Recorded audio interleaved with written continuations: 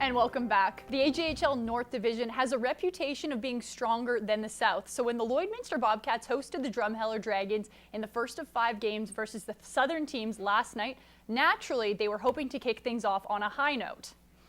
And the Lloydminster Bobcats draw first blood. Number 8, Alex Pernitsky, can't get it on his first try, but he finishes it off with the wraparound.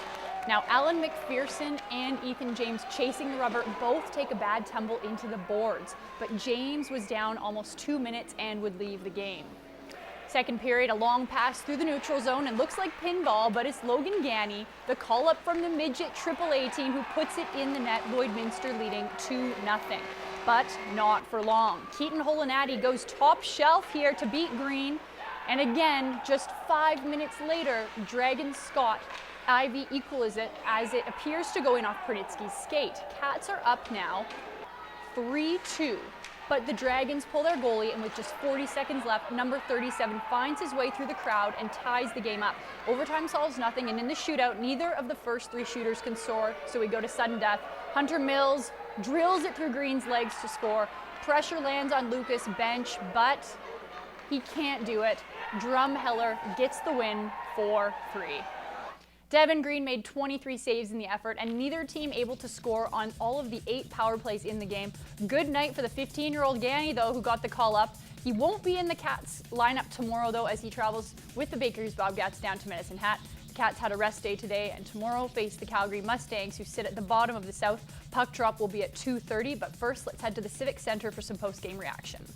Talked about it, and I mean, we were ready for the majority of it. Even in the third period, I mean, for 19 minutes, we played pretty good hockey, and then, you know, they get the one-man advantage, and you know they're going to commit 4 and 5 guys to puck. They pressure hard, and we didn't find a way to chip it in behind them, make good decisions, and support each other, and find a way to get it outside the zone. I think it just comes to practice. I mean, we got to bear down when we have opportunities. I mean, not only in the shootout, but there were a couple chances there. Second period, first period, we had chances to score. I mean, their goalie made a couple big saves, which is huge. But, I mean, if we bury those, that's a big momentum getter for us. And, I mean, we can keep going after that. And who doesn't love giving a holiday season? Santa's elves will also be at the game collecting toys for the children, so don't forget to bring a gift. And the PWM Steelers of the Alberta Major Midget Female Hockey League are also playing tonight. They've had some struggles in the season and sit second from the bottom in the league, 11 points behind the Peace Country Storm. So they need all the support they can get. Puck drop for the game is coming up at 7, and you can catch the girls in action at the Service Sports Center. Now, you've probably started to notice the holiday spirit spreading through Lloydminster, and tonight the Lloydminster Bandits need your help as they'll be hosting their 3rd annual Pack the Bus Night at the Civic Center prior to the game. It's this time of the year in the holiday season, and I think a lot of times we see the homeless here in Lloyd, and we don't really put a face to that, or name to that face, and now here's an opportunity to help out a person that needs your help. What we do is we have a team bus. We park in front of the rink, and prior to the game at 7:30, we'll have the bus parked there. You pack it with clothing, food donations, and cash donations, all going to the Lloydminster Men's Shelter. Stuck for ideas on what to bring?